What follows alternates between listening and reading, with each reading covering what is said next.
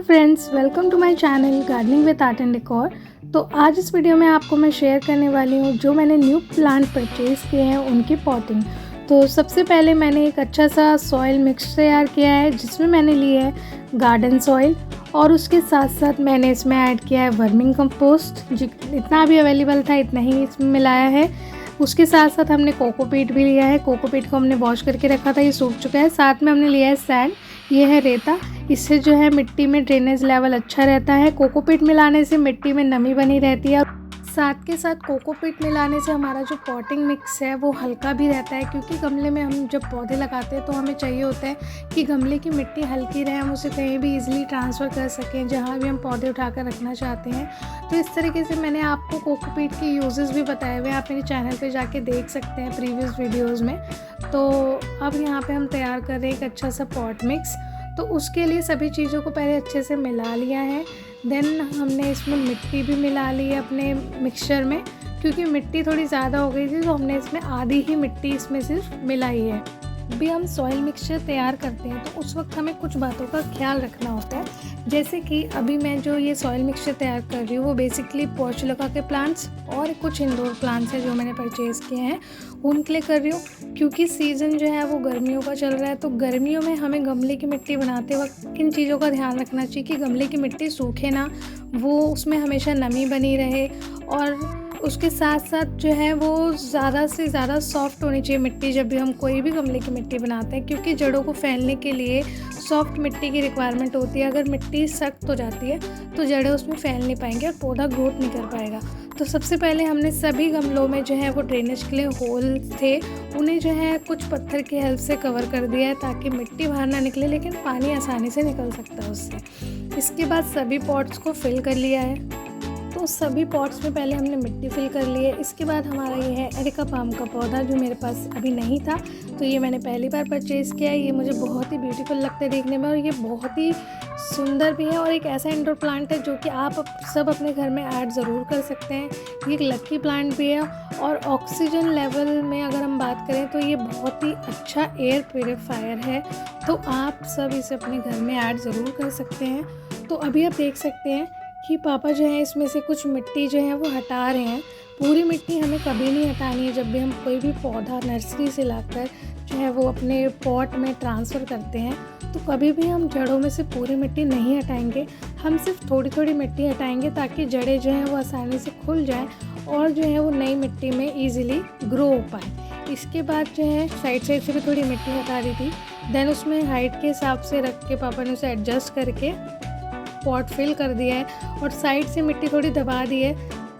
तो अब हम नेक्स्ट प्लांट लगाने वाले हैं। ये है लेंटाना का पौधा। तो इसे भी लगाना बहुत ही इजी है। ये भी बहुत ही प्यारा प्लांट है। इसमें जो है फ्लावर्स बहुत ही सुंदर लगते हैं देखने में। Yellow, orange and red colour ये जो है अपने आप ही चेंज होते रहते हैं। मल्टीपल कलर के इसमें फ्लावर्स हमें देखने को मिलते हैं। तो ये भी बहुत ही प्यारा लग रहा था इसे, इसलिए मैंने परचेज़ कर लिया।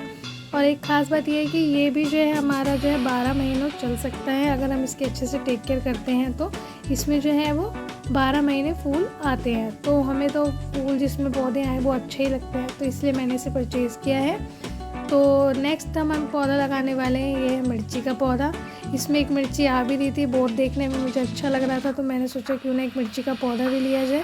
तो इसे भी सेम प्रोसेस से हम लगा रहे हैं। कभी भी हम जब भी कोई पॉट जो है वो लगा रहे हैं किसी भी पौधे को पॉट में, तो कभी भी हम उसकी पूरी मिट्टी नहीं हटाएंगे, सिर्फ थोड़ी सी मिट्टी हम नीचे से हटा सकते हैं जो जमी रहती है जड़ों में, ताकि जड़ों को जो है वो इजीली दूसरे पॉट में ग्रो होने में हेल्प मिल जाए। नेक्स्ट हमारा ये है कालांचू का पौधा। नाम इसका थोड़ा सा डिफरेंट है लेकिन ये पौधा देखने में बहुत ही सुंदर लगता है। तो ये हमारे पास ऑलरेडी गार्डन में है, लेकिन जो है ये पौधा थोड़ा सा अभी कमज़ोर हो गया था। तो ये पौधा मुझे देखने में इतना अच्छा लगता है कि मैंने इसे दोबारा परचेज़ किया। इसके इतने सुंदर फ्लावर्स आते हैं रेड एंड कलर के, तो ये जो है बहुत ही अच्छा ग्रो करता है। ये भी हमारा जो है वो 12 महीनों चलता है ये वाला पौधा भी। तो नेक्स्ट जो हम पॉट में लगाने वाले हैं ये फ्लावर है हमारा पोर्चुलाका का फ्लावर। पोर्टुलाका के फ्लावर के लिए अगर मैं बात करूँ आपको मिट्टी किस तरह से तैयार करनी है, तो पोर्टुलाका को किसी भी तरह की मिट्टी में आप लगा सकते हैं। ये किसी भी मिट्टी में आसानी से जो है वो ग्रो हो जाता है। लेकिन अगर आपको मैं सजेस्ट करूँ तो इसके लिए आप रेतीली और एक अच्छी जल निकासी वाली मिट्टी जो है वो चूज़ कर सकते हैं। उसमें ये बहुत ही अच्छे से ग्रो करेगा और फूल इसमें ज़्यादा क्वांटिटी में आएंगे। साथ ही साथ अगर हम बात करें, पोर्टुलाका को अलग अलग नामों से भी जाना जाता है। इसे 9 AM भी कहा जाता है। 9 AM इसे इसलिए कहा जाता है क्योंकि ये फ्लावर हर दिन 9 बजे ही खिल जाता है।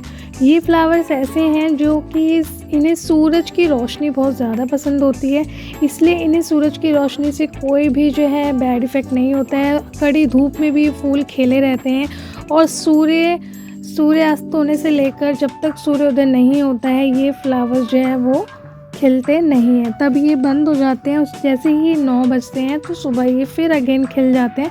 तो ये इनकी बहुत ही ख़ास बात है और गर्मियों में ये पौधे बहुत अच्छे चलते हैं। तो नेक्स्ट हम प्रिपेयर कर रहे हैं अपने पुदीने के प्लांट के लिए। जो है हमने ये कंटेनर लिया है। लास्ट आपने मेरी अगर चैनल पे वीडियोस देखी होगी तो इसी कंटेनर में मैंने जो है धनिया लगाया था और इतना अच्छा ग्रो हुआ था। पूरे सर्दियों में हमने मार्केट से धनिया नहीं ख़रीदा था।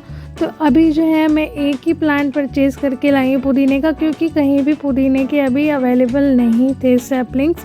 तो ये मुझे एक प्लांट मिल गया था, तो ये थोड़ा बड़ा था इसलिए मैंने इसे ले लिया था। तो क्योंकि पुदीना भी एक बहुत ही अच्छा प्लांट है, इसे भी आप किसी भी तरह की मिट्टी में लगा सकते हैं। बहुत ही आसानी से ये फैल जाता है। जैसे आपका घास जो है वो मिट्टी में फैल जाती है और ईज़िली ग्रो करती है, ये भी उसी तरह से बिल्कुल ईज़िली बढ़ जाता है। लेकिन आपको पुदीने के प्लांट में एक चीज़ ध्यान रखनी है, आपको इसे ओवर वाटरिंग नहीं करनी है मिट्टी में।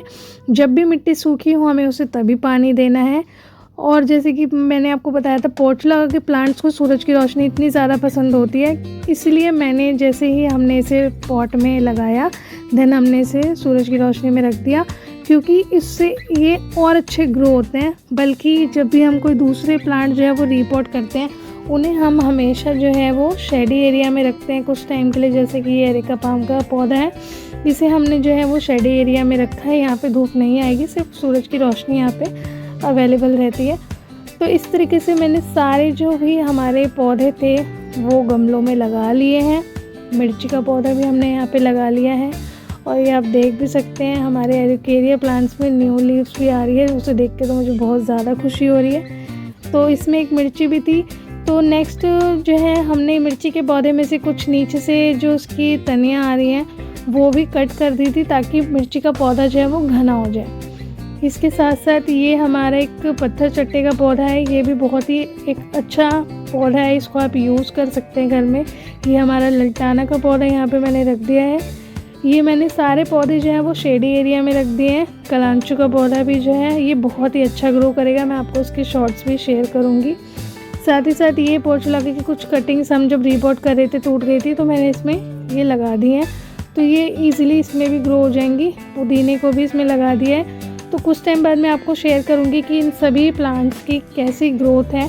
तो इसी के लिए आप मेरे चैनल पर बने रहिए। अगर आप वीडियो अच्छी लगी हो तो लाइक कमेंट शेयर जरूर करें, सब्सक्राइब करें मेरे चैनल को। Thanks for watching.